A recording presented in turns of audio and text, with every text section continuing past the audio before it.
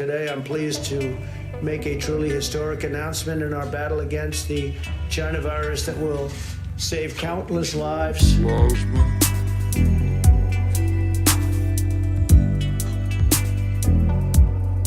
Convalescent, strong antibodies from the blood of recovered patients to help treat patients battling a current infection. Convalescent, this is the only possible, and it's only made possible because of Operation Convalescent. Today, I'm pleased to make a truly historic announcement in our battle against the China virus that will save countless lives. We provided $48 million to fund the Mayo Clinic study that tested the efficacy of convalescent the virus.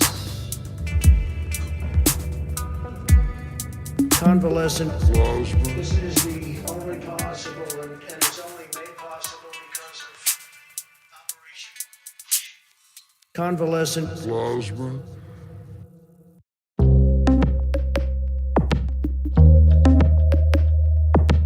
I have with me David Pakman.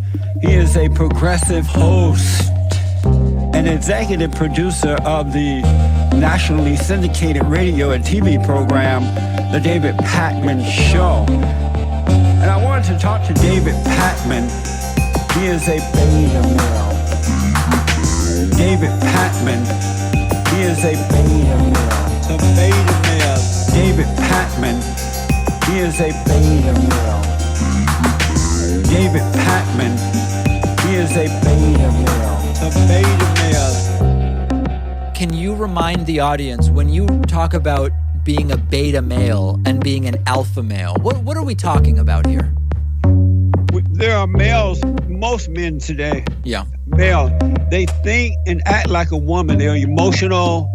They are mentally off. They have no logic. And that's a beta male. They go along with homosexuality. All right. Okay, guys, we don't have any more time for that because we have so much to discuss and a very, very special stream today. I was initially planning on broadcasting to you a Donald Trump rally in Fayetteville, North Carolina, and a Joseph R. Biden Jr. rally in Tampa, Florida. Trump canceled his rally because it's windy. And Trump just having a lot of weather problems where if you believed in signs from God, you might think it's too hot, it's too cold, it's too windy. You might think God was sending you a message if you believe that, right? And that's a major, major if. But Trump has canceled his rally. We have just the Joe Biden rally. And I'm actually curious whether we'll get any sizable audience for this because a lot of Trumpists and anti-Trumpists, for different reasons, enjoy watching the Trump events. This will be a test of what it might be like if indeed Joseph R. Biden Jr. were to defeat Donald Trump on Tuesday, of what the post-Trump era might be like. And we'll see what kind of an audience we get. We'll see. I don't know. But my sense is that there will be interest in hearing what Joseph has to say today. Now, so those of you who were listening to that song at the top, including samples from Jesse Lee Peterson, there's this explosive situation with Jesse Lee Peterson where, and I want to be careful with my language, people are saying he got caught liking gay porn. Caught implies, again, that there's something wrong with being gay. But I think what people are getting at is Jesse Lee Peterson, who claims as a black conservative Christian pastor, claims to have the moral high ground because he's anti-gay and doesn't have sex outside of wedlock, as he told me during an interview, and all of this different stuff. Now, it turns out maybe he is gay himself, which would not be altogether surprising, but he's constantly talking about alpha male, beta male. And sometimes these guys, we've seen it happen with so many of these pastors. Ted Haggard comes to mind, and I don't remember the names of the others, but there's at least a couple dozen examples of this. When you step back and it's like he's obsessed with alpha and beta males and proving how much of an alpha he is. Producer Pat today told me, I didn't know this, but I guess Jesse told me he's off sex right now when I interviewed him a few weeks ago because he's not in a marriage.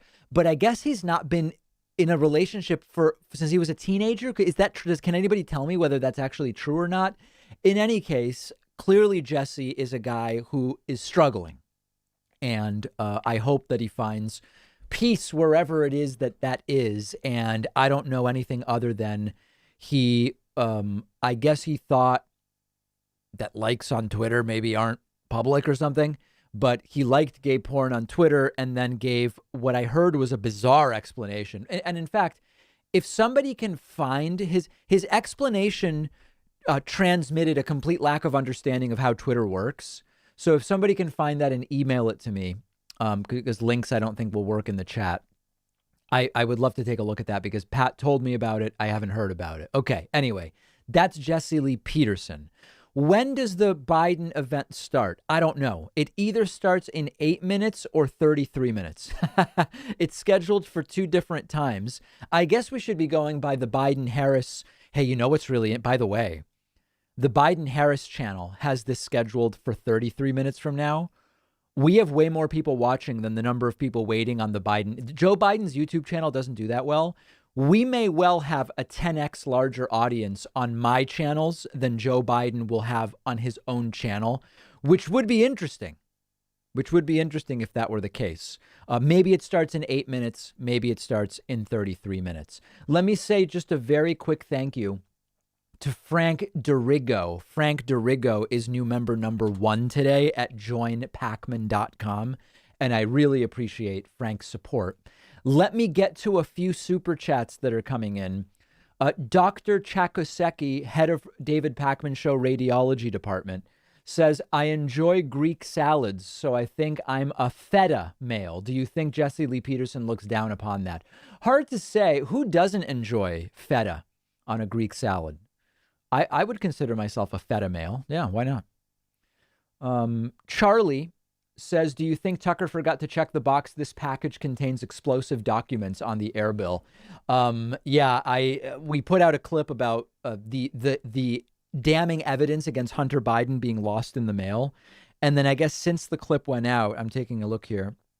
The clip went out almost 2 hours ago. I guess UPS since found the evidence. If you don't know what I'm talking about, check out my clip about this, okay?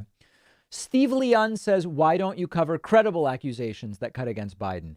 I will cover the credible accusations against Biden. Absolutely. I think that's important. Now, if you're talking about the allegation that Hunter Biden flew 3,000 miles drunk to drop off 3 laptops to a blind guy who, because he's blind, couldn't actually identify Hunter Biden, but assumes Hunter Biden dropped the laptops off because there was a Beau Biden sticker on one of the laptops, held on to these laptops, which Hunter, after flying 3,000 miles to drop off, never picked up.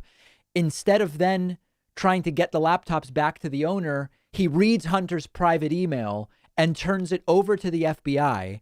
After the FBI doesn't do anything with it, the blind repairman who didn't see Hunter Biden because he's blind calls Rudy Giuliani and says, here's the information. If that's the story you're talking about, it's because it's not credible. Okay. That's the reason why I have. And in fact, I have been talking about it as not credible. All right. Very good. Serge Sombarak says, DP, do you think Trump will ever do time? Why or why not? No, I don't think Trump will do time because presidents don't go to prison in the United States. Okay. I'm not saying it should be one way or the other. I'm just saying they don't. And unless that changes, then he won't. Ankit Sethi says, did you check the hilarious deepfake video by Sassy Justice? No. Also, shout out to Joe Woodward's latest powerful SoundCloud track, They Like Me. Oh, let me check that out. I haven't heard that from Joe. Oh, wait, or is that the one he sent me that I thought was maybe less of a good fit for the show? They Like Me.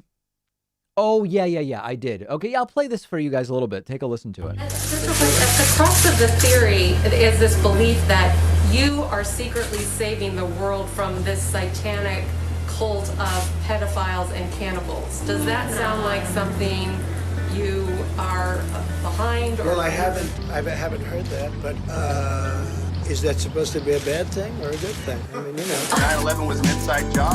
People in our government who are working towards a deep state who are trying to keep us controlled. Space Force and possible alien life. There's an amalgamation of all of the greatest conspiracy theories thrown into one big belief. I am 100% behind Q. He's working for the president. He's working for our country. Reptilian aliens, the Epstein connection, MK Ultra, they're huge. Children are being harvested. Children are being farmed for adrenochrome by celebrities and politicians. Okay, all right, so that's the new track from Joseph Woodward. That's featuring Dane Hines, so it's a collaboration. I like it. I don't think it's as natural of a fit for the show as, for example, the Plasma song. Today, I'm pleased to make a truly historic announcement in our battle against the China virus that will save countless lives. Okay, anyway, you guys know that one already, so we won't. We'll use them strategically. Samuel Wakefield says, do I think UPS finding Tucker's documents with dirt on Joe Biden will be like when Comey announced his investigation on Hillary? I don't think it will be like that. No, I don't. Paper Chasin says, do you like the movie Hocus Pocus? Never even heard of it. Never even heard of it. That's how out of it I am. Unknown Prodigy says, drives me insane. Politicians that vote against gay legislation that are secretly homosexual. Can you be any more of a hypocrite/Republican? Jocelyn Council says, will you please tell us the KFC story? Oh, man. I don't know. So here's the deal. I've alluded to this before. I have not been to a fast food restaurant. That includes Subway. That includes, obviously, the big three. That even includes places like Sbarro. And, you know, what I have not been to, Starbucks. I've not been to a fast food restaurant for about 18 years. But there is what I call the KFC incident. And I've referenced it before. I'll tell the story. I'll tell the story if we get to 25 members. Okay. I'll open phone lines if we get to 50, but I'll tell the story if we get to 25 members or patrons. I've never told the story before, and it's quite an embarrassing one, but I will tell the KFC story if we get there. And Eli Wimmer is new member number 2 today, getting us one closer. Couple updates on collaborations, by the way. I am now in contact. I now know that it's Vosh. It's not Vaush. It's not Va'osh, like a sort of Hebrew with the apostrophe. It's just Vosh. I'm in contact with him after his absolutely historic deconstruction of Timothy Destiny Poole II. It's truly a remarkable thing, and I encourage everybody to check it out. We are trying to figure out how to do something together because, you know, I mean, I'm not even going to say it correctly because of the Twitch situation. Va'osh is not allowed on Twitch right now. So we're looking at doing something like YouTube and Facebook only. For people saying my dismantling of Tim Pool was better, I don't think so. I appreciate the compliment. I think Va'osh did. I want to learn from Va'osh how to properly prepare for those takedowns, because it is something else. It is something else. I also today, speaking of collabs, I don't know how many of you are familiar with the program Jane the Virgin, but the great Mexican, who now lives in the U.S., actor Jaime Camil, fantastic actor, big progressive, found out, viewer of the David Pakman Show, interviewed him today in Spanish for the Spanish show on Estrella called En Contexto with David Pakman. And he actually, during the interview, Jaime did an impersonation of an Argentinian accent. It's very, very good. It's very good. And that'll air on cable this weekend.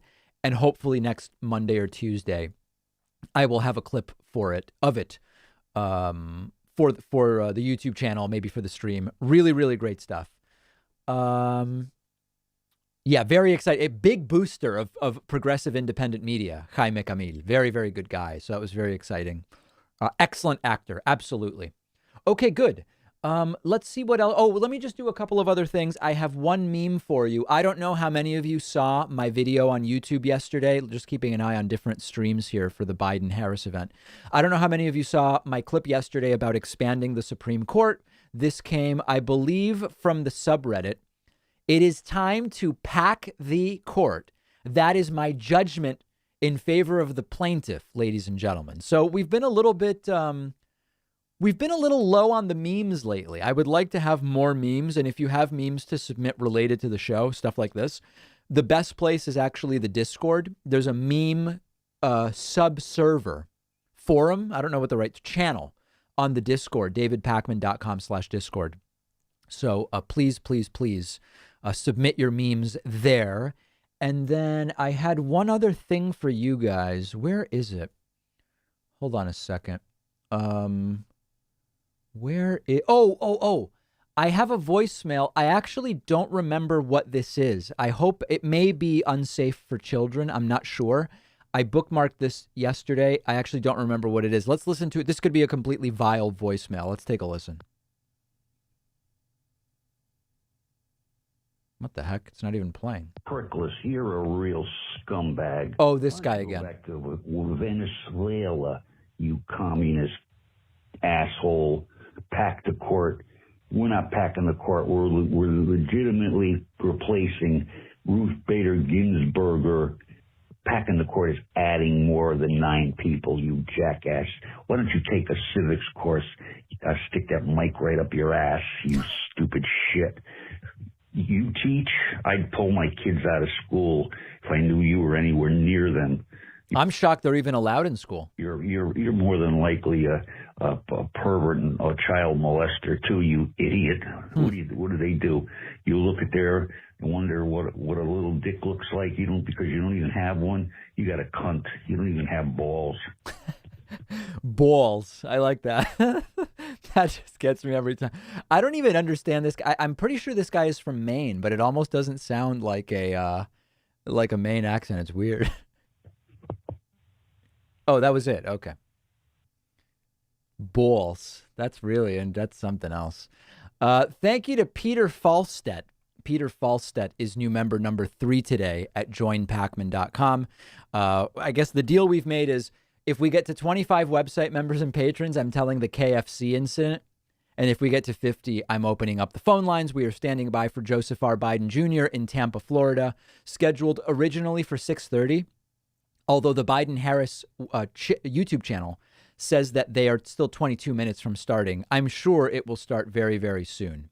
Okay, a couple of other super chats that I want to read. But before I do that, thank you to Goonie for the Twitch sub, Bowflexman, Hejdan, Aldermere, Pote2, Blake Yetstaki. Oh my God, I don't even know what I'm saying. But a lot of these people are supporting me on Twitch, which I appreciate. Other super chats coming in. Jackson says, come on, David, there's nothing more alpha than... Okay, I don't want... if Jesse Lee Peterson is a gay guy, that's fine. We shouldn't... I don't want to get into anything that may be sort of like ridiculing him for being gay. That he should be ridiculed for being a terrible influence on American society through his stupid show. That's what he should be ridiculed for. Big thank you to Rob Hubretzi. Rob Hubretzi is new member number 4 today. And Luke Treffrey is new member number 5. Snug Nugs says, hey, David, where do you get your global news? In high school, AP Comparative Government opened my eyes to the world, but haven't found a suitable way to keep up since then. Love the show. I read a lot of global history, but I actually don't keep up as much with global news as I would like because I'm so busy with my own show. So I don't have anything in particular to recommend to you.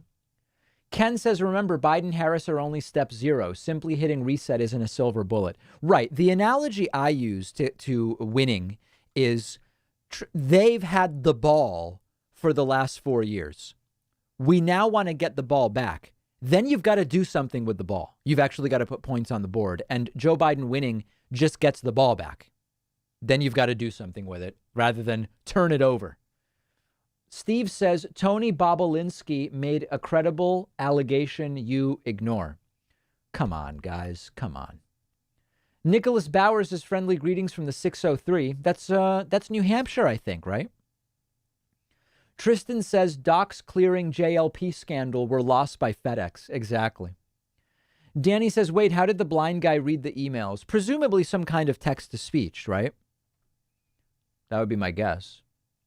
Waffle says German officials are considering sending election observers to the U.S. as they did with Nigeria previously. They'd wait for an invitation, though. I would love international observers of this election. I would love it. I think it makes sense. I think we should have it. Let me see. Unknown Prodigy says Occam's razor is on one side of the universe. The Hunter Biden emails on the other. Well said. Daddy Ron says plasma. Erickson says love the Garcetti video. En contexto new info. Okay, so here's the deal. I host a Spanish show once a week. It's a half-hour show. It's on a network that many refer to as Estrella. Because I'm from Argentina, I say Estrella. And it is Sundays, 4 p.m. Eastern, 1 p.m. Pacific. Check local listings, only on in about 45 cable markets, coming to the internet soon. But I've been uploading some of the interviews to the YouTube channel. DSSDZE says, Aloha, David from Hawaii. Our entire family watches your channel, including our teenage sons. Keep it up. Mahalo. Thank you. Ivan says, David, just wanted to say hi from your home country. I'm sure you'll recognize the currency. I know it's not much, but it's what I can do. I can appreciate that. 50 Argentinian pesos. Let me see. 50 ARST. What is the exchange rate now? 64 cents. The exchange rate is brutal. Brutal right now. USD to ours. So the official exchange rate now has fallen to 78 pesos per dollar, but there's also the blue dollar, which I think is worth only 150, or rather, it's 150 pesos per dollar roughly. It is toxic what is going on with currency in Argentina. I don't even know. I just don't even understand how it works even remotely. It's completely insane. Oliver says, David, I mailed you damning documents that prove Hillary is Hunter Biden's twin vampire sister and the last remaining Decepticon. Hopefully they don't get lost in the mail. Yeah, they might vanish. The Detesterat says, your channel has opened my eyes to the fact that our future kids will one day learn about this presidency in history class. They will have questions. I hope they do. I hope they do. Big thank yous to Sabrina Sanoa, who is new member number 6. Julietta Johnson is new member number 7. Oliver Klozov is new member number 8. Deborah Lashua is number 9. Milo Aviles is number 10. Alex Kolchiski is number 11. And Emmanuel Sparvoli is number 12. Yeah, I promise to tell the KFC story if we get to 25 new members. Okay, let me, I had a couple, so at the risk of losing my mind laughing, Donald Trump did a bunch of different rallies yesterday, and I was laughing all night just sitting there watching Trump have audio problems. I don't know what was going on with the audio for Trump's speech yesterday, but you've got to listen to this. And what's funny is how pissed off Trump gets. It's the best. Both of you states, the Biden...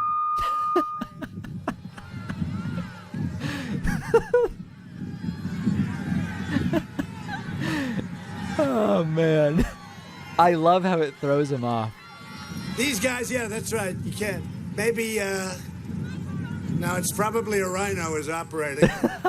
And then this next one really got me. Listen to this. And our incredible, oh, these people don't know what the hell they're doing. Let me recover my ears for 1 second. I don't know why I find this so funny, but I find it endlessly funny. I was laughing so hard last night, I was crying. And my girlfriend actually just came into my office and filmed me laughing hysterically at these. Let's just look at it one more time. I just love it. Both of you states, the Biden...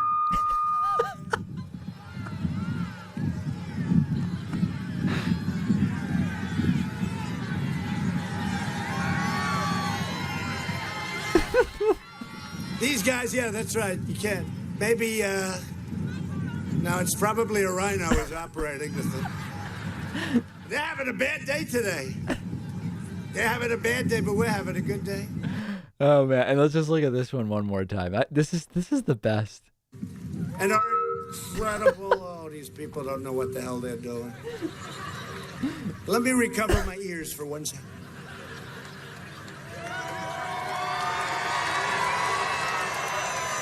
Whoever did this microphone, don't pay him.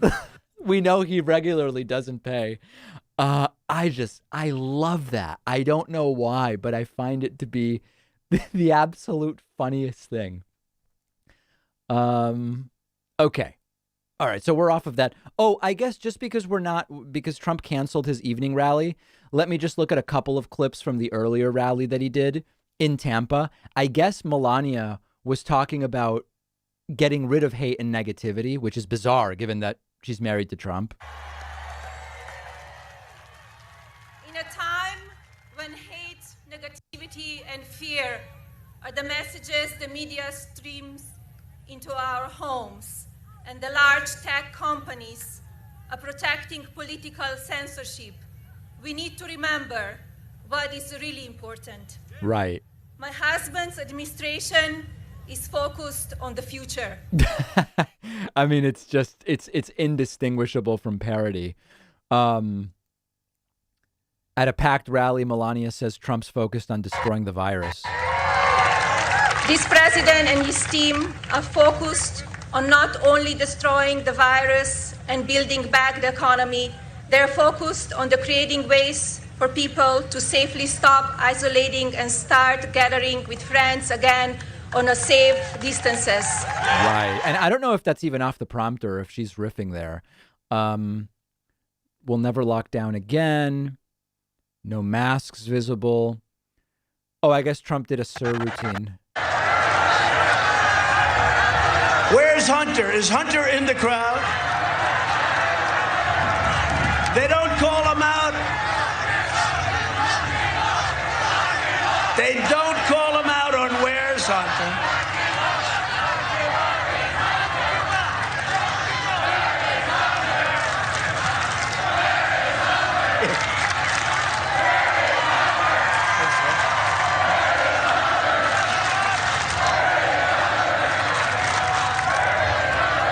It's crazy.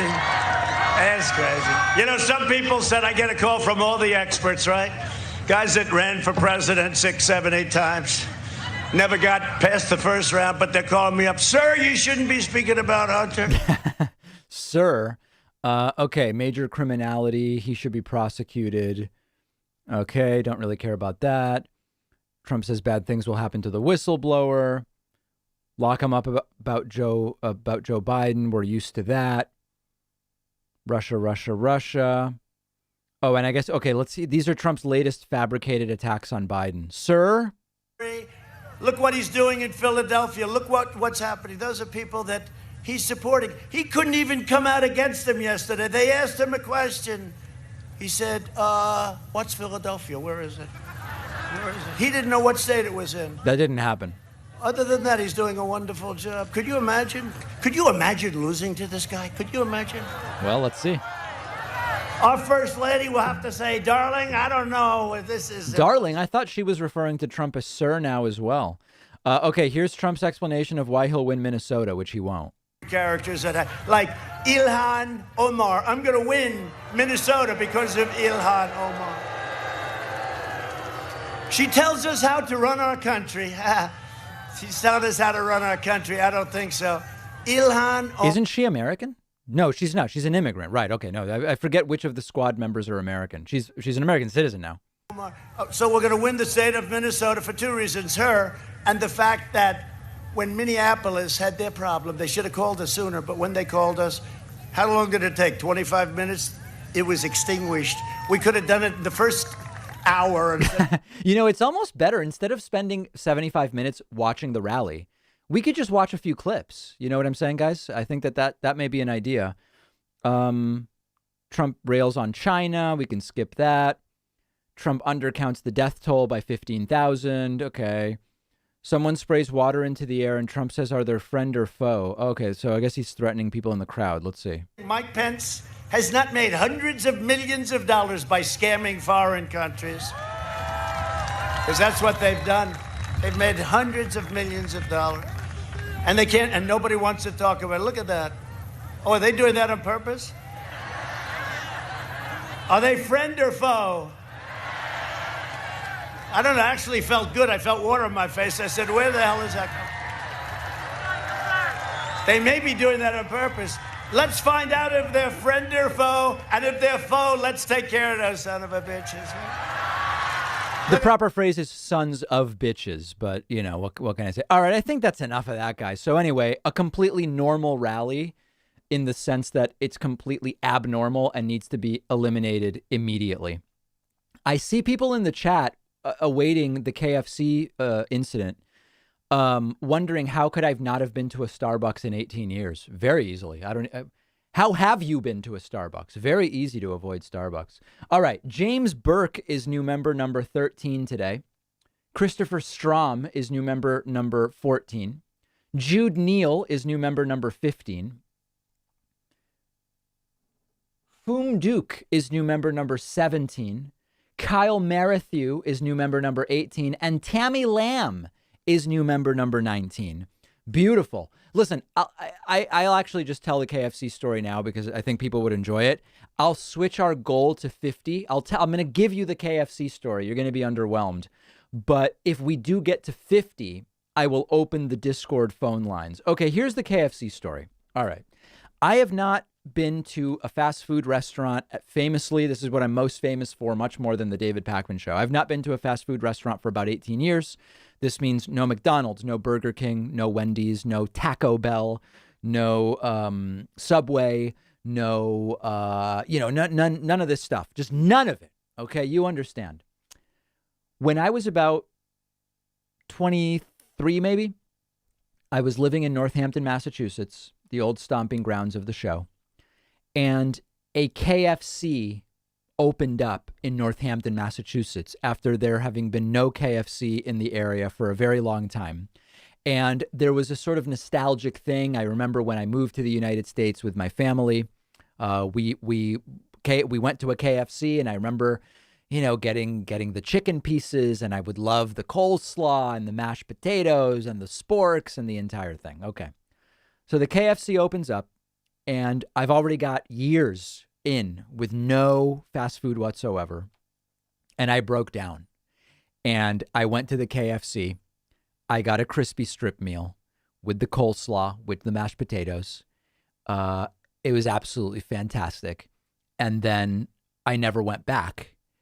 And so when I say that it was a fugue state of sorts, I think is fair to say. It's sort of like the fugue state in Breaking Bad, except real. And so when I say I've famously never been to a fast food restaurant in 18 years and all this different stuff, I am skipping the KFC story because it's like if every time I say, except for the one time I went to KFC, it sort of devalues the story. It makes it a less dramatic story. But that is the KFC incident, which was, it was a fugue state. I don't know how else to say it, but I think we're going to call it a fugue state and chalk it up to that. And that's it. And other than that, no McDonald's, no fast food, Starbucks stuff. I've always been able to find a local coffee shop. Okay. Local coffee shop, no Starbucks whatsoever. I'm not into that ultra dark, greasy, extremely burnt coffee beans. I'm more of a medium light roast type of guy. So Starbucks is just not for me. I know now they've put together some BS light roast stuff. Give me a break, guys. Okay, that's enough. Let's move on. I do have a bunch of other super chats. Let me get to some Twitch thank yous first. Keeter says, what a great gift for my 6-month celebration, the KFC story. Exactly. Post Happy Streams is also gifted a subscription. And Sally Annette and Goonie, Bowflexman have all subscribed. And it's very, very exciting. Very, very exciting what is happening. We are down to presumably our last 5 minutes before the start of this Joe Biden event. I am committing that we had such a great time when we opened up the phone lines on, I believe it was Tuesday, that I am willing to open up the phone lines and postpone my dinner. If we do get to 50 website members, I will do it. Now, thanks to Andre Reyes, who is new member number 20, and Luc Bourgeon, who is new member number 21, we are getting close. As a reminder, I would really love it and appreciate it if you did grab a membership on my website, joinpacman.com. It's really cheap. It's 66% cheaper if you use the coupon code 2020 now, which we are eliminating on Election Day. And I will do my best to thank every single person who signs up. And maybe we'll get some phone lines open. All right. I am getting word via Twitch chat that we have a new record of cases today.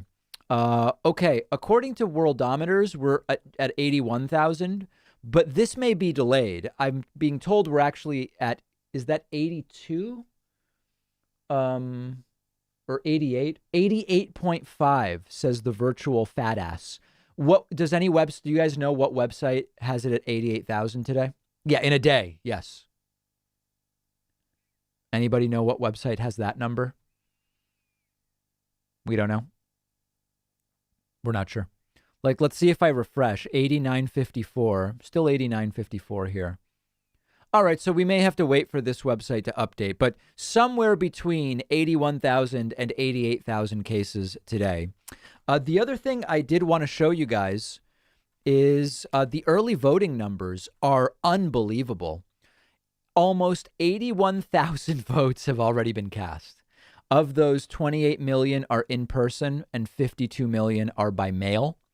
If you look at turnout as a percentage of 2016, Texas is already 95% of the way to its total 2016 turnout. It's unbelievable. Other states with very strong turnout, Montana at 85%, Oregon and Washington at 82%, Vermont 73%, Tennessee in the 80s, North Carolina in the 80s, Georgia. So a lot of these states and Hawaii has, look at Hawaii. 5% more people have already voted in Hawaii than the total from 2016. And importantly, when you look at the party stuff, we've got to be really, really careful with this data because only some states report the party data.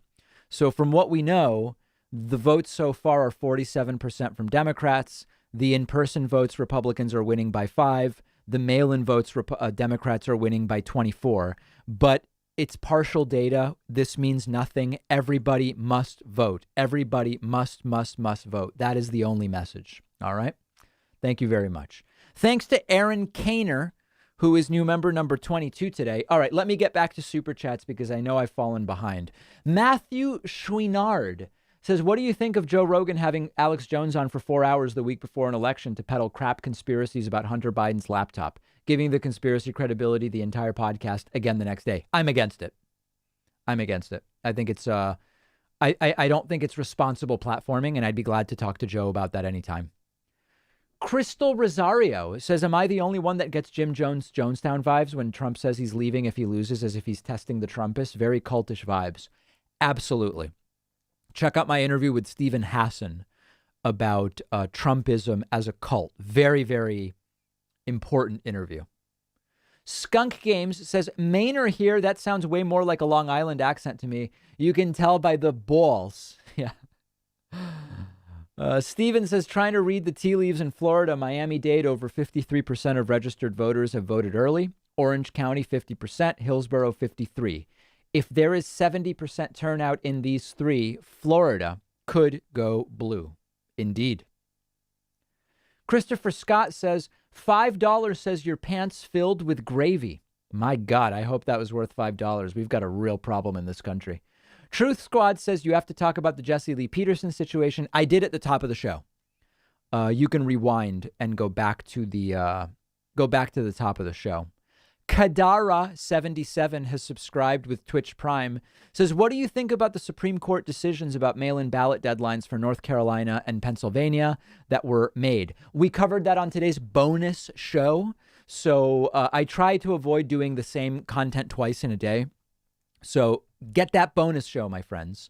I am seeing requests. I'm seeing special requests that today, out of desperation to open the phones, we count Twitch subs towards the goal. I would be willing to do that today, but the goal has to be more than 50. I'd be willing to count Twitch subs if we make the goal 100 total, and then Twitch subs, website subs, and Patreon will all count. What do people say? Do we do it or do we stick with the goal we have? I am at your command. Some people asking for 90. I don't know about 90. 90 is not a round number. You guys want to do it? All right. So we're going to do it. So 100 website. Let's do it. Website members, and I'll change this to Twitch. Boom. All right. There we go. So it counts. And I'm going to make a note. Twitch is at 1250 because this is going to be hard to keep track of. Twitch is at 1250. So like now it's 1251. So that gets us to, well, no, hold on. Now I've got to remember how many I've counted. This is going to get complicated. How am I going to do this? I'll just sort of keep track separately. Twitch is at 12. We started Twitch at 1250. All right. So let's just keep that in mind. Very good. Okay. Other super chats coming in. Epic Fail says, fellow Mainer here. We do not claim that man. Yeah, I understand. I understand. Uh-oh. Jackson says, to be clear, I'm not ridiculing him for being gay. I fall on that side of the fence as well. Just ridiculing his hypocrisy and the alpha beta nonsense. Fair. Yeah, that I think makes sense. Jennifer says, if Biden wins, do you have concerns about a potential mass shooting at any inauguration event? I fear for Biden and any attendees. The inauguration itself will be very safe. My fear is more about violence in the streets. That's more my fear. Drunk Emma says, feeling very optimistic, winning by a landslide. Christopher says, if Jesse Lee Peterson put a stamp in a trap, he would be bait a male, and it would be amazing. Okay. Eric says, any thoughts on Trump's Department of Interior delisting wolves today? Is it something that can be quickly overturned? I haven't heard of that, so I wouldn't be able to say. Edith asks whether Trump refers to AIDS as the African virus. I've never heard him do that, no. Semi-truck driver says, hey, David, I've become a big fan of yours over the past few years. Have you ever thought about starting a whack pack? I think we have one. Let me see. Let me see if I can do this. So this guy would certainly be on it. I don't know if you heard this earlier. I'll just replay this voicemail. This guy is certainly in the whack pack. Hey, Prickless, you're a real scumbag. Why don't you go back to Venezuela, you communist asshole? Pack the court. We're not packing the court. We're legitimately replacing Ruth Bader Ginsburg. Packing the court is adding more than 9 people, you jackass. Why don't you take a civics course? Stick that mic right up your ass, you stupid shit. So that guy definitely is in the whack pack. This is Troy York, who's also, this guy calls me 5 times a day, desperate to get on. Take a listen to this one. Yes, David Packman.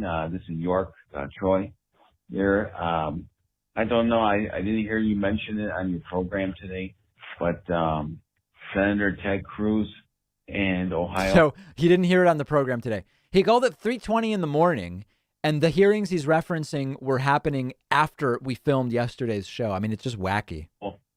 Congressman Jim Jordan, they totally eviscerated Jack Dorsey of Twitter about his censorship and his prevention of spreading the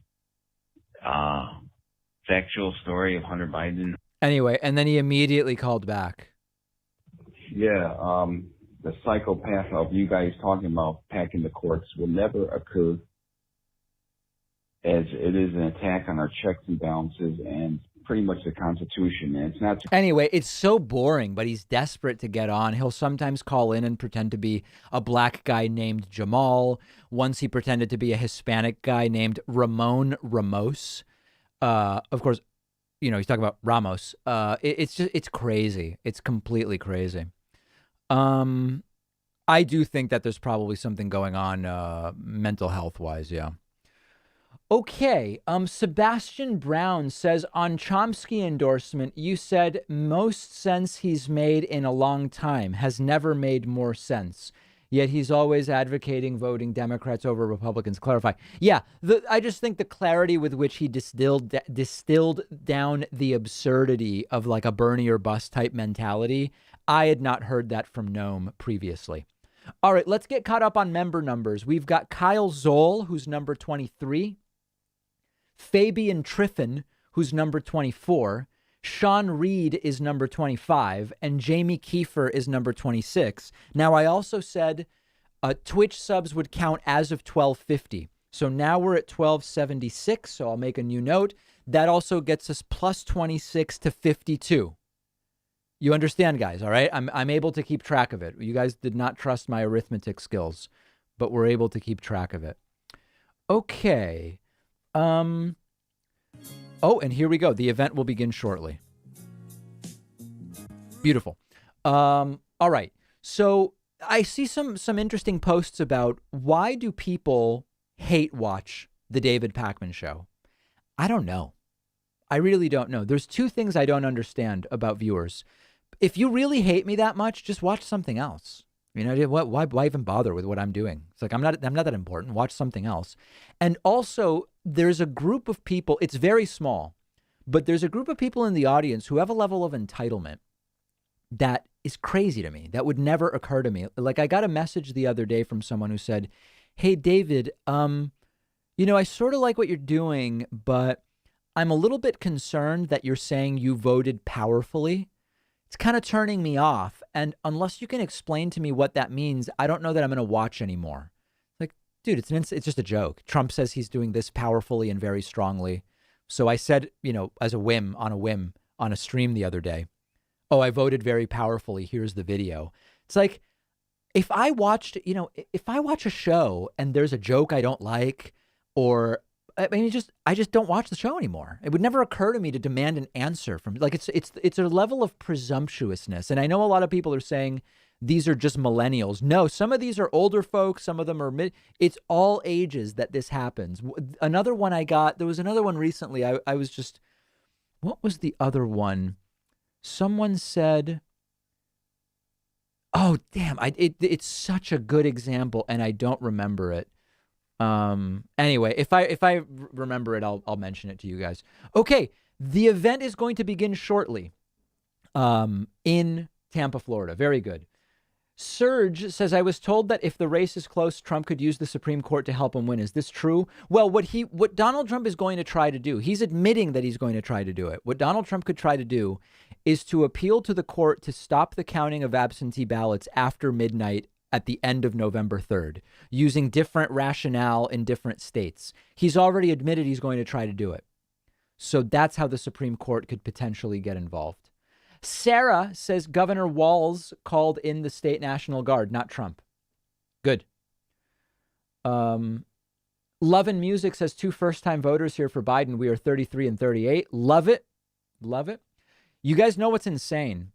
There's only 1,000 people watching this on Joe Biden's actual YouTube channel. And there's 10,000 people watching it on my streams right now. I don't know if that's good or bad. It doesn't sound that good. It doesn't sound that good to me. Thanks to Andreas Nilsson, who is new supporter 53 today. And we also have 4 more on Twitch, which gets us to 57.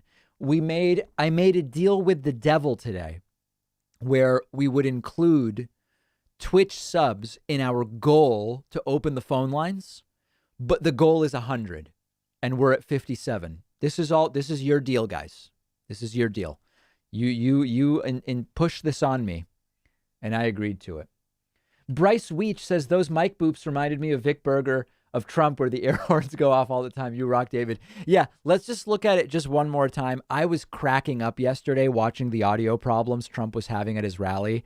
And I think what makes it funny is how upset Trump gets. Take a look. Both of you states, the Biden... Oh, my God.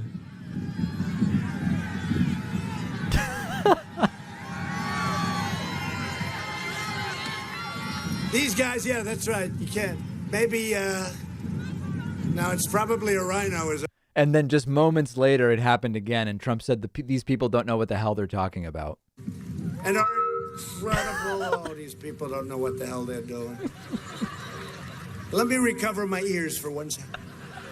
Then later he says that the audio engineers shouldn't be paid. So that's a nice touch, obviously. Okay. Yeah, someone wrote to me saying, David, the audio engineers are really doing God's work there. Okay. Things are happening, my friends. Let's make sure we get to HD. This is a voter mobilization event from Tampa, Florida. What's going on here? I don't know what the hell is happening here. Let's just listen to a moment, but mostly we're going to be listening to Joe Biden.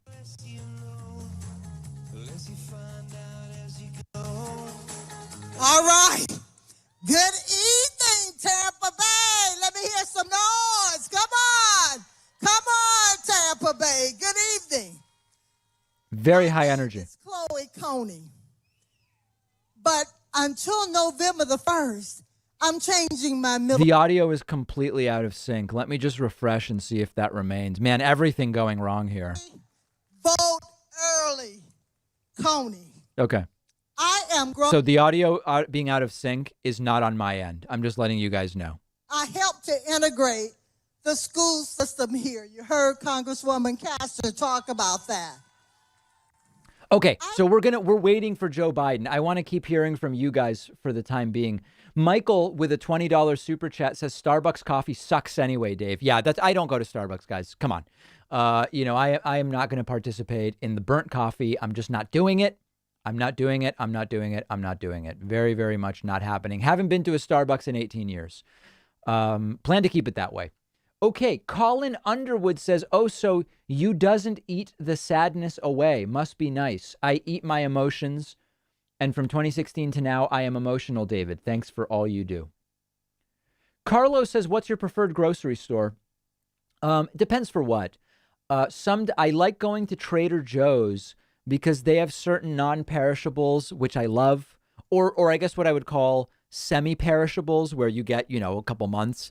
The pastrami smoked salmon is tremendous at Trader Joe's. They've got all sorts of jarred jalapenos that I like keeping on hand for sandwiches and all sorts of different things.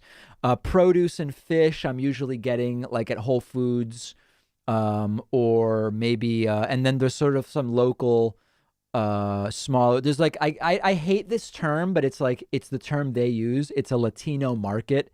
It's such a stupid term. Like all it really means is like the employees are Hispanic. I don't even know why it's called that. But I love going in there, speaking Spanish with all the employees, and they've got a lot of really good stuff. They don't call it a bodega here. That's really a New York term. Anyway. And it's big. I think it's bigger than typically what the bodega is. But I don't want to get into that specifically. But yeah, I'm going to different places. I also do a lot of grocery delivery. Things I can get delivered, I will get delivered. Sean says, when your coupon code expires, will the cost go up by a record-breaking 68%? Exactly. Yeah, you clearly understand the GDP numbers from today. Jessica says, my 10-year-old son, Aiden, is a huge fan. Keep going. Thank you. Thank you. I really appreciate that, Aiden. I hope that you are watching now and that you will be with us for the stream. Gary says, David, David, ¿a vos te gusta el fútbol? Y si es así, ¿de qué equipo sos hincha? Yeah, so I like soccer. I don't follow league play. I just follow the World Cup and Copa America. Just the Argentinian national team is really all I follow. Matthew says, David, would you support Carl Pilkington as Biden's labor secretary?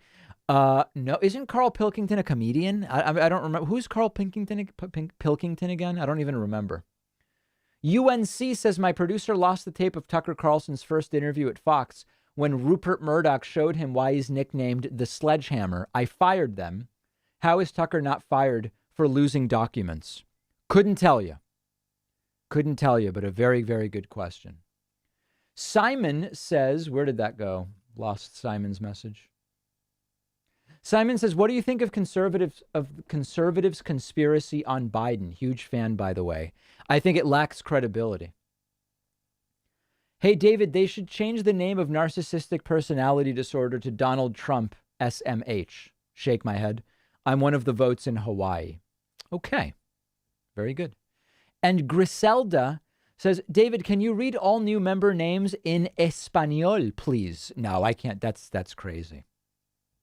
Oliver says what scares him more than the Republican voter fraud is the successful Republican fraud we have not heard of. Yes, of course. Of course. Can you play the viral Ossoff Purdue smackdown while we wait? I haven't seen it. If someone sends it to me, I could do it. All right. Let's see where we are as far as members go. Sean Wegner is new member number 58. And Jeremy Estep is new member number 59. And then we're adding Twitch. We're at 1289. We previously were at 1276. That is another 13, putting us at 72. 72. Phone lines open at 100. What will the Lincoln Project do if Biden is elected? Just go back to being Republicans and complaining about the debt and deficit, essentially. All right, now we have someone else coming on. Let's see what else is happening here. There's Joseph R. Biden Jr. Very good. All right, so the event is getting going. Yes, ale. Very much so. Whoa. High energy. Hello, Tampa. Thank you so much, Chloe. By the way, I continue to think Biden needs less reverb on the mic. This isn't it's not a music concert. Great to see you all. Thanks for so many of you being here. As my mother would say, God love you all. Chloe, thanks for sharing your story. And by the way, I know the audio's out of sync. I've refreshed. Let me just check if we're having the same issue here. We've done more for this city and its people. Oh, this is better. Okay. Chloe, congratulations. Turning abandoned buildings and dangerous lots into places of life and hope. Making sure that bringing the community together to build homes for local families and helping young people around Tampa learn job skills and instill pride and purpose in neighborhoods that have been left behind. And laying the groundwork for economic opportunity that endures through generations. That's the sort of work that changes the world. So thank you, Chloe. Thank you. I also want to thank all the other speakers here tonight, including your remarkable mayor. Jane, you're something else, kid. Thanks for the passport into town. I appreciate it. And my friends, and they are my friends, Congressman Charlie Crist. John, you were there in the beginning, Charlie. Thank you, pal. Thank you. Right. And Kathy Castor, her district. I sought permission to come. She said, okay. Thanks, Kath. And Alan Cohn, who we've got to send to Congress. And I just spent some time with one of my best buddies, a guy I served with for a long time in the United States Senate, Bill Nelson. Right. I haven't served with anyone with more character, courage, and decency than Bill. And his daughter Nan and his son Billy, as well as amazing Grace, was with him. She's something else, isn't she? Look, folks, 5 days left. 5 days. But who's counting, right? Scranton? I got a Scranton sign here. I don't know, man. I'm getting Wilmington. I'm getting confused here, man. Millions of Americans have already voted. Over 75, I'm told. 75 million. And millions more are going to vote before this is over. And I believe when you use your power, the power of the vote, we literally are going to change the course of this country for generations to come. We're going to do it both at home and abroad. Right here in Florida with all of you. You're the ones who built this country. CEOs in Wall Street didn't build this country. You did. Come on, man. No, not a joke. I've been saying this for years. Middle-class people did. Hard-working folks. And unions built the middle class, I might add. And you're the ones who are going to save this country. Look, I said I got in this race for 3 reasons a year ago, a little over a year, and I meant it. The first was to restore the soul of this country. This is not who we are. This is not who we are. We're more decent, honorable. We're more respectful. We're better people than we're being seen from this administration. Second reason was to restore the backbone of this country, the middle class, and bring everybody along this time. And thirdly, to unite this country. We have to unite us in these final days.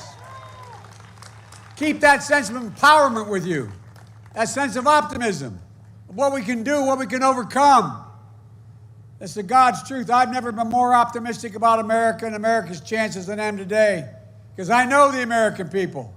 I know who we are.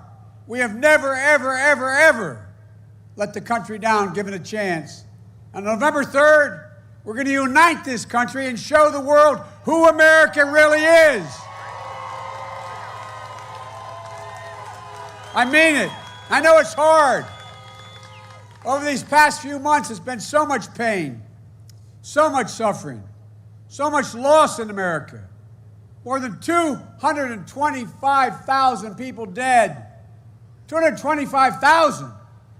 The estimates are, if we'd acted responsibly, there'd be 160,000 fewer dead than there are today.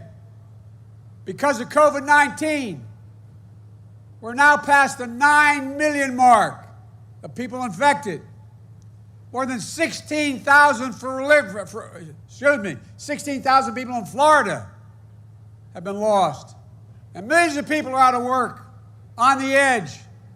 They can't see the light at the end of the tunnel. It's like that old bad joke of my generation. It's a freight train, because that's what happens if he stays in office. Donald Trump has given up. Over the weekend, the White House Chief of Staff said, and I'm quoting, "We're not going to control the pandemic." It's obvious he's not. At the debate last week with Trump, he said, we're rounding the corner. It's going away. We're learning to live with it. Remember what I told him? He's asking us to learn to die with it. That's what's happening. Donald Trump has waved the white flag, abandoned our families, and surrendered to this virus. But the American people never give up. We never give in. And we surely don't cower. And neither will I. Donald Trump just had a super spreader event here again. They're spending more than just coronavirus. He's spreading division and discord. We need a president who's going to bring us together, not pull us apart. I'll put in plan a place to deal with this pandemic responsibly. I'll put in plan a place isn't so good. Together around testing, tracing, masking. Leading doctors in America, including Trump's own CDC director and Dr. Fauci last week, said that if we just wore a mask between now and the end of the year, we'd save 100,000 lives. Folks, that's not a political statement. It's a patriotic duty, for God's sake. But still,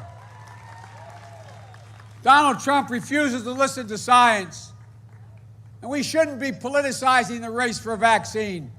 We should be planning for its safe use and free and equitable distribution, providing PPE for national standards for schools, businesses to open safely.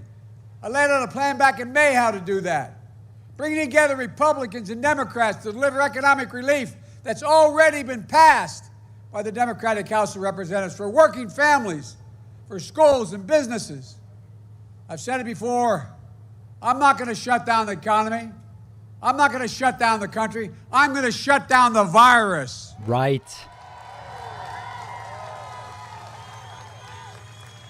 You know, Donald Trump inherited a strong economy from Barack and me, just like he inherited everything in his life. Nice. Oh, it's a fact. He squandered that economy like he squandered everything else. But folks, I promise you, I guarantee you, We can build back and build back better with an economy that rewards work, not wealth. And we can do it without raising taxes a single solitary penny on working class or middle class families. I guarantee you, my word is a Biden, no one making less than $400,000 will pay a single penny more in taxes. Not a penny. But I tell you what I'm going to do, and I make no apologies for it. I'm going to ask the wealthiest Americans and the biggest corporations.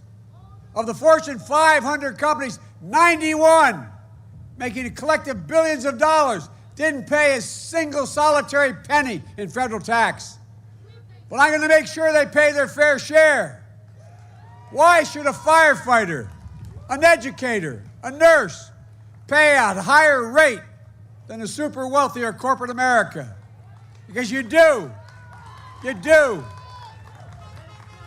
Why should you pay more taxes than Donald Trump pays? Right. You know, if we made this as a movie 10 years ago, people think we were making it up. But it's true. Powerful message from Oliver We're going to here. deliver tax relief for working families and the middle class to help you buy your first home, help you pay for health care premiums, for child care, for caring for your aged loved ones, for eliminating college debt. We're going to take care of this. And we can afford it. Look, Trump got his Supreme Court justice. And he did it for one overwhelming reason. Something he's been trying to do since the day he got elected, to destroy the Affordable Care Act. He's going at it again. If they get their way, 100 million Americans will lose protections for pre-existing conditions, cancer, all diseases that are out there.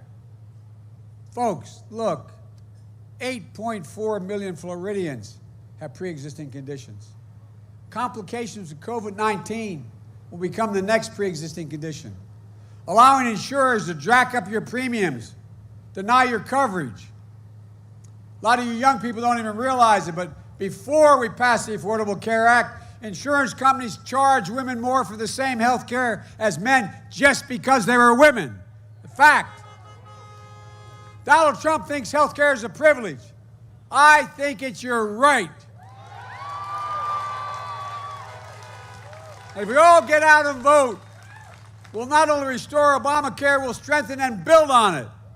So you can keep your private insurance if you like it. And you can choose a Medicare-like option if you don't. We're going to increase subsidies and lower your payments and deductibles and premiums, out-of-pocket spending, reduce the unknown billing, reduce prescription drug costs by, according to the experts, by up to 60% by allowing, not making this stuff up, by allowing Medicare to negotiate for drug prices. We're going to make sure you keep the protections for people with pre-existing conditions. We're going to protect Social Security and Medicare, which they've been trying to cut for years. Meanwhile, the Social Security actuary, the guy who runs it, says the plan, like Donald Trump says he wants to institute if he gets reelected, he says will bankrupt Social Security by 2023. As my wife would say, Google it. You'll see what I'm telling you. You got that right, pal. He said Trump is bankrupt. By the way, he probably is. He owes $400 million to somebody. Anyway. Folks, oh, man. We have to vote. We have to vote for our military families. Google it. No, not a joke. Folks, of all the things Donald Trump has said, nothing has bothered me worse than the way he's spoken to those who served in uniform. He called them losers and suckers. My deceased son, Beau Biden, who won the Bronze Star, the Conspicuous Service Medal, and other awards, volunteered to go to Iraq for a year, gave up his Attorney General job to go with his unit. He wasn't a sucker or loser. He was a patriot, like all of you who served, like your sons, your daughters, your parents and your grandparents. We have to vote for their dignity. Imagine thinking Trump respects the military. We have to vote because while Donald Trump fails to condemn white supremacy, we can deliver racial justice while he's trying to make it worse. Look, Donald Trump doesn't believe that systemic racism is a problem. He won't say Black Lives Matter. We know they matter. That's why a season of protest has broken out across the nation. But by the way, protesting is not burning or looting. Violence must never be a tactic tolerated, and it won't. But these He can say that. Trump will still say that Biden endorses or foments violence. I mean, it's, you know, it doesn't matter, but it's good that he's saying that. Not by me, not by us, not by this country.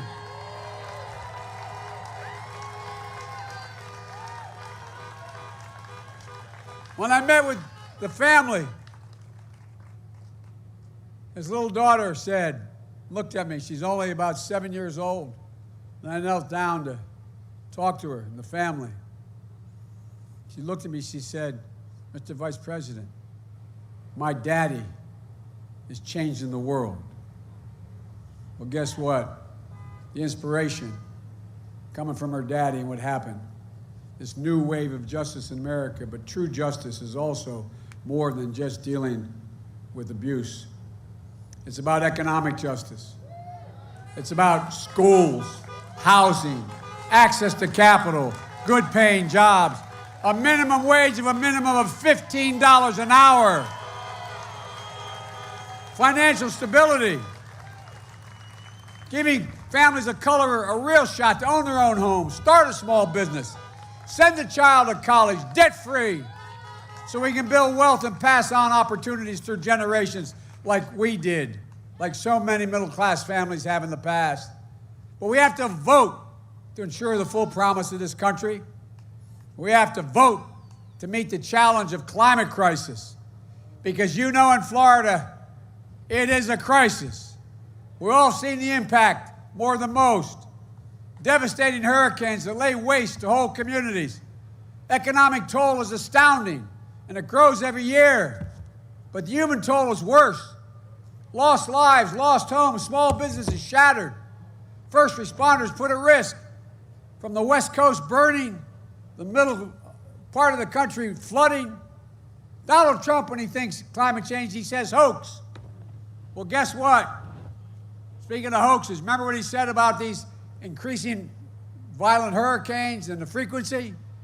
He actually said maybe we should detonate a nuclear bomb over the Atlantic. By the way, the same stable genius that said the biggest problem we had in the Revolutionary War is we didn't have enough airports. Whoa. Yo, man, I tell you what. Look, his answers to families in Puerto Rico struggling through Hurricane Maria was what did he do? Toss rolls of paper towels at them. They actually shot him like basketballs. He doesn't have any real answers. But we know we can do something about it. While combating climate change means jobs, we can unleash American ingenuity in manufacturing and build a stronger, more climate-resistant nation, creating millions of new high-paying jobs. We can change the path we're on. We've got to act now. Time is running out. This country can't afford 4 more years of Trump, who thinks he's only responsible for the people who voted for him. I don't see the presidency that way. I see the America as an American. I'll run as a proud Democrat. But guess what? It's starting to rain. I'm going to shorten this for you all. I don't see America that way. In 2008 and 2012, you placed your trust in Barack and me. Well, guess what? Each day we were in office, we worked for you, the entire country. It was never about red states or blue states, always about the United States of America. I was reminded of that last month when I visited Gettysburg. Folks, you know what? When I went to Gettysburg to make that speech, Abraham Lincoln said, a house divided cannot stand. Well, a nation divided cannot stand. Really raining now. I was reminded of that earlier this week. Ladies and gentlemen. Oh, God. Oh, my God. And signal loss has been detected, ladies and gentlemen. We have a blue screen.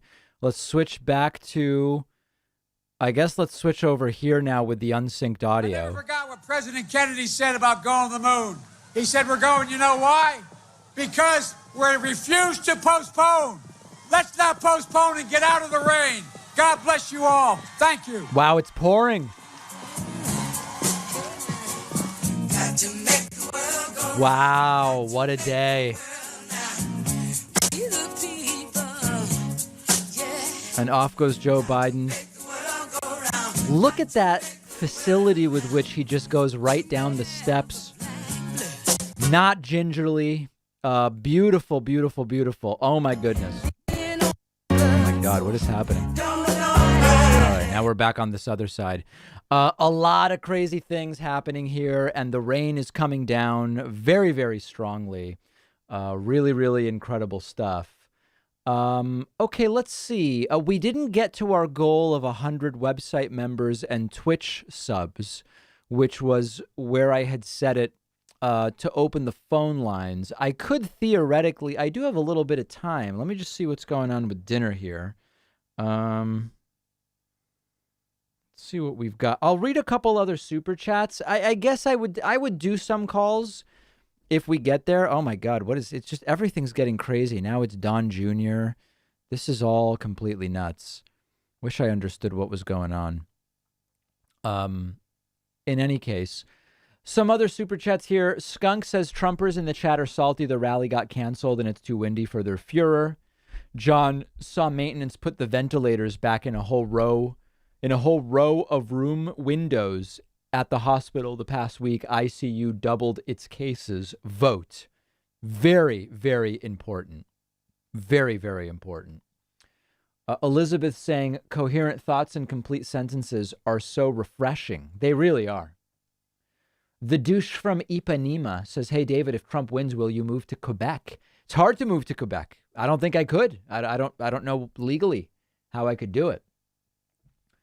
A very strong $100 super chat from Oliver Wilde, who said, to all those who do not plan to vote, how dare you stand by while countless Americans and families worldwide struggle and fight every day for a better life? Go out and vote.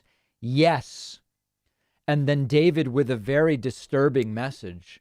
What are your thoughts on what to expect if Trump loses and his crazy supporters start a legitimate civil war? Does the military step in? I'm truly concerned, but hopeful we end this reign of idiocy. Yeah, I have said before, I am worried about violence in the streets if Trump loses narrowly and claims it was rigged. I am very worried about that. And we have to hope that our systems are strong enough to resist that. And I will leave it to you to figure out if that's the case. Hold on. I have to drop a few ban hammers. These are happening both on Twitch and YouTube. My God, just some disgusting people, truly vile people coming through my various streams. And we are dropping the ban hammer there. Okay, we are now at, let me see, $12.99 puts us at 86.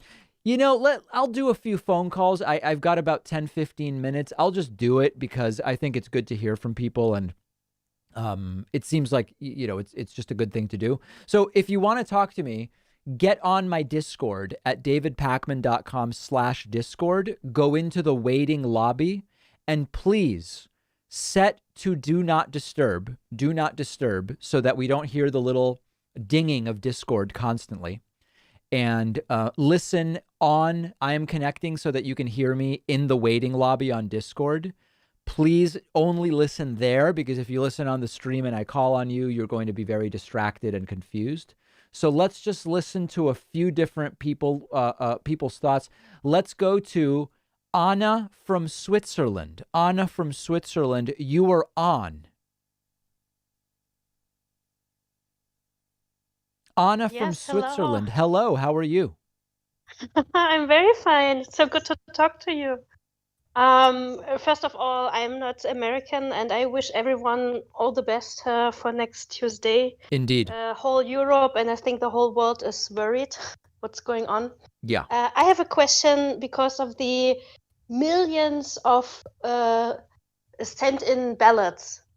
And as Mr. Trump always said, there will be a rigged election. Right. My first thought was, where are all these ballots? Who is securing them? Who is taking care that nothing is taken or, you know? You're saying after the ballots are submitted and they're sitting somewhere, who is securing them at that point? Yes. Yes. You know, each city, each town has its own process. And, you know, it's certainly conceivable that these are not equally safe processes everywhere. But, you know, the reality is there have not even been allegations that ballots are being stolen or whatever once they're at election centers. So I don't want to put an unfounded fear in people's minds that doesn't seem warranted. I know. It was just a thought. Yeah. Because if I would like to rig, I would target this part of the process. Right. No, I think all aspects of the system need to be hardened up. Anna, where in Switzerland are you? Close to Zurich. Close to Zurich. I've been to Zurich and I've been to Lugano. Have you been there? Oh, yes. Isn't it a beautiful, it's a magical place. Yes, It is. All right, Anna, I hope to get back to Switzerland soon. I appreciate hearing from you. Yes, please. Yes, and all the best. All right, thank you. Anna from Switzerland, very exciting. All right, let's go next to Matthew from Chicago. Matthew from Chicago, you are, for some reason, I can't. Oh, there we go. Here, Matthew from Chicago, you were on. Hey, David. You hear me? I can. How you doing? Hey, I'm loving life. So I've had the same question for a few weeks now. Wow, I hope it's not outdated by now. No, it's not. So, clearly I live in Chicago, so I have Lori Lightfoot, liberal, as our mayor. And then, you know, we've got a Democratic governor. What is your response to people like how Trump says it all the time? My very conservative family says it all the time when they say, you know, oh, look at all the Democratic run cities that are just run so poorly. Crime is high. Poverty's high. But I mean, really, the way I see it, I'm not the biggest fan of Lori Lightfoot, but I mean, she does a very good job. I couldn't see a way that most Republicans would do it better. Yeah, no, listen, that's not the issue. This is a garbage talking point. This is pond scum. Okay. It's garbage. It's literal garbage. Here's the reality. Cities just tend to be run by Democrats. Some high crime cities are run by Democrats and some low crime cities are run by Democrats. Fewer cities are run by Republicans, and some of them have high crime and some of them have low crime. There is no actual correlation between crime levels when you account for the fact that cities in general are run by Democrats because Democrats tend to prefer to live in cities. Now, at the same time, if you compare, what's really interesting is Republicans tend to be in charge of more rural areas. And if you look at some random tiny town, there may be little crime and it's run by Republicans and it looks very good. But if you look at some of these lower population density counties, on a per capita basis, the crime is off the charts. What they are counting on is that we won't think about it on a per capita basis, but you really have to look at areas of similar total populations. The numbers look very different. It's a complete garbage talking point. I have a whole YouTube clip about it you can look at. Okay. Thanks, man. Yeah. All right. Thank you. Appreciate the phone call. It's just a bad talking point. Let's go next to, why don't we go to Kent Jr. from Kentucky? Kent Jr. from Kentucky, you're on the air. Hello, David. Can you hear me? I can hear you. Okay, so I'm a teenager from Kentucky. Okay. And I just wanted to get on here to urge everyone who, if they're not going to vote, think about your kids or other people's kids, because we don't have that right to vote. And it's really disheartening when people have that right, but they don't use it. And it's just very sad. Oh, it's more than, it's a tragedy. Yeah, it's a tragedy. 55, can you imagine, Kent Jr., 55% turnout in 2016. 45% didn't vote. That's insane. It's completely insane. Now, in Kentucky, what's going on from the standpoint of masks? Are you seeing masks out on the street? Okay, so I live in a town that's about 15 minutes away from a major city. Yeah. In my little town, very, very few masks. Races are rampant right now. It's crazy. In the city, 15 minutes away, Lexington, Kentucky, there's a lot of masks, most of them.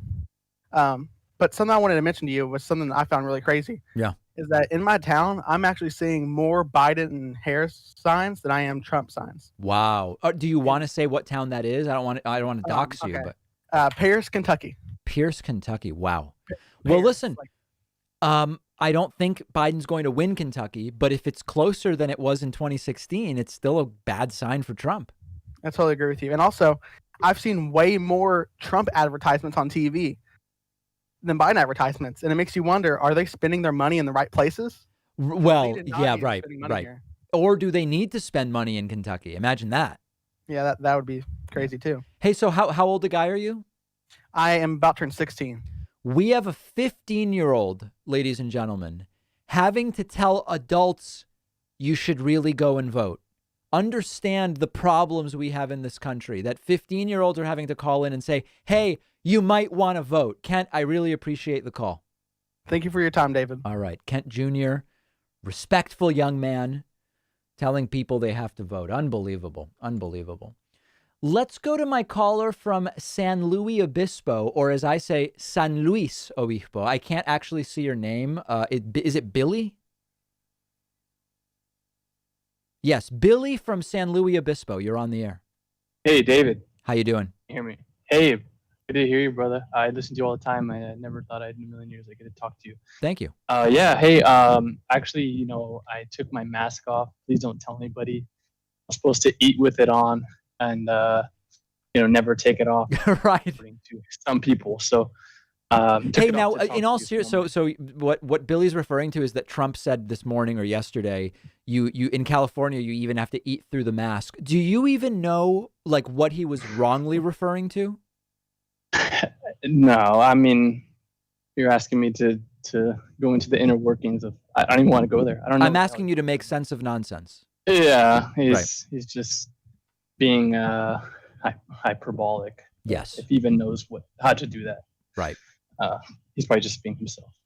Anyways, look, with all of the voter suppression going on, we're hearing about it in all these states, and whatnot. My question was really, what can, not putting the cart before the horse, but assuming Biden wins this year or in 4 years, maybe a Democrat wins, what can they do I know the president, the elections are run at state levels, but what can a president do to help states not restrict voting rights? It's a very good question, and the answer is different depending on who is in the White House, who controls the House and Senate, and what is the party that controls the governorship and state legislature. And unfortunately, that it's a very complex sort of set of facts and figures there. But what I would look at initially is look at some of the proposals that did pass the House to deal with election suppression, voter suppression, and of course, the Senate never even took up. There's a lot of ideas in there, and a lot of them are relatively, bureaucratic and administrative in nature. But I think in order to really answer that question, first we'll have to see what kind of a deck we're playing with in terms of who controls what, and then we'll have to work backwards from there. Yeah, no, I hear you. So probably reading those bills is maybe a little dry, but I guess it hinges not only on the presidency though, but at some point getting some kind of control in the Senate. Oh my God, 100%. Everything just dying on that table. Yeah. That kind of leads me, if you don't mind. Yeah. You always say, we got to get the football back. We got to not football, but the ball back. The ball, yeah. Offense. Apply it to whatever sport you want. Sure, I like to play it to football. Yeah, me too. But, in this analogy, what I'm thinking is, supposing we get the ball back, I mean, we're playing with 10 men versus 13, and the refs are paid off. And I just don't see how much, can we even score points at this point? I love the analogy. We will have to fix the rules of the game to be fair in order to get points on the board, seems to be what you were saying. Yeah. I mean, it's all, the courts have been completely stacked by Mitch, and now the Supreme Court, and and all these crazy executive orders, which most of them are garbage, but just all of the stuff that's been, that they're not playing fairly, essentially, and now what we have to just spend 4 years almost undoing all that just to get the game. A lot of work to do. A lot of work to do. You're correctly pointing it out. Billy, listen, I love San Luis Obispo. I've been. 2 questions for you. Number 1. Yes, sir. Do you view people who hang out in Pismo Beach as kind of hippies or weirdos? No, I don't. No, I don't think so. Pismo's, I mean, it's obviously touristy. Yeah. I think the so I grew up also in Fresno, which is just a 2-hour drive from here. Yeah. And it gets incredibly hot there in the summer. Yep. So I think that the more, generalization is that people that go to Pismo are, tourists from Fresno. Got it. Got it. But it doesn't generally strike me as, I mean, if any place is hippie or hipstery, even it's San Luis Obispo.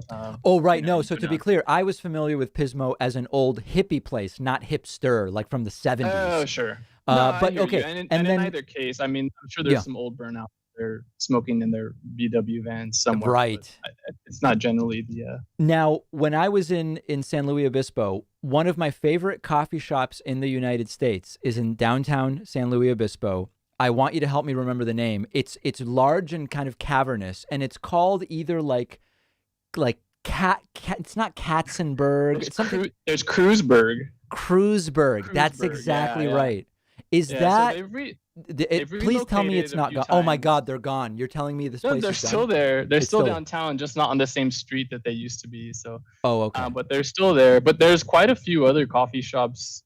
Surprisingly, there's like one on every corner, and I'm always like, wow, like how can they do well? Yeah. But people love their coffee, and there's another one downtown. If you ever hear, called Kin, that I really like downtown. And they're new, but they have a really good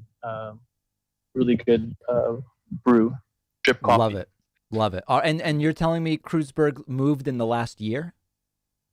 They relocated within the last couple years. Oh, okay. So maybe I saw the new location. Yeah, probably. It's possible. Probably. Yeah.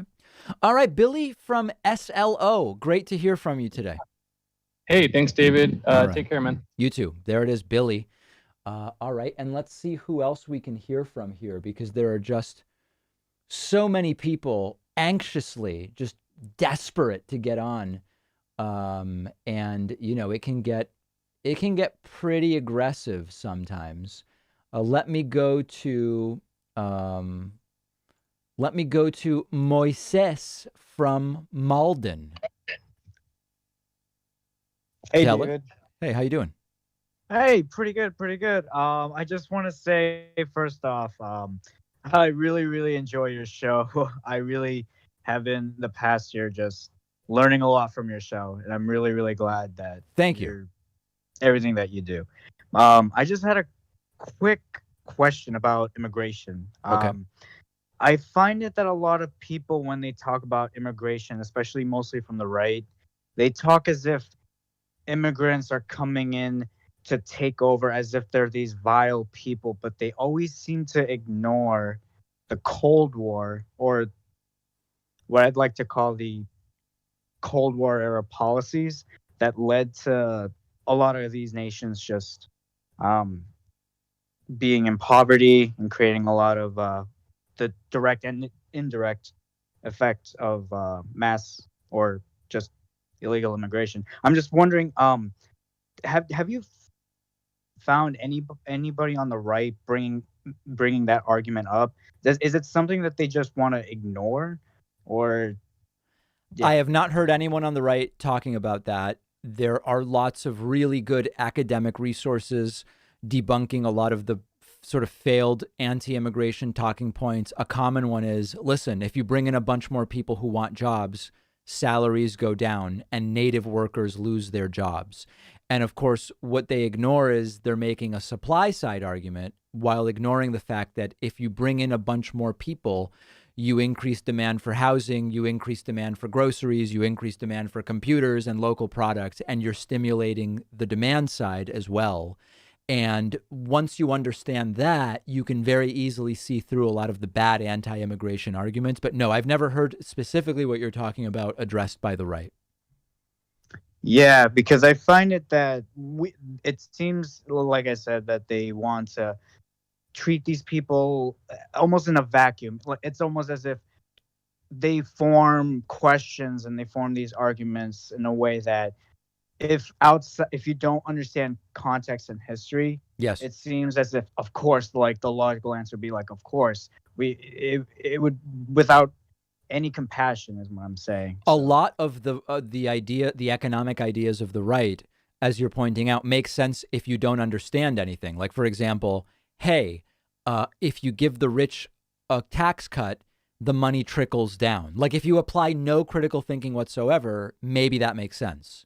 But then when you do, it all of a sudden doesn't make very much sense. So you've really figured out the crux of disabusing oneself of these bad arguments. Yeah. Well, yeah, that was my question. Again, thank you for everything, and great to listen to you, David. All right. Moises from Malden, very much appreciate hearing from you. All right, guys, that does it for me. We didn't get to 100, but I still took some calls. But now I'm going to go. All right. So I'll see everybody later.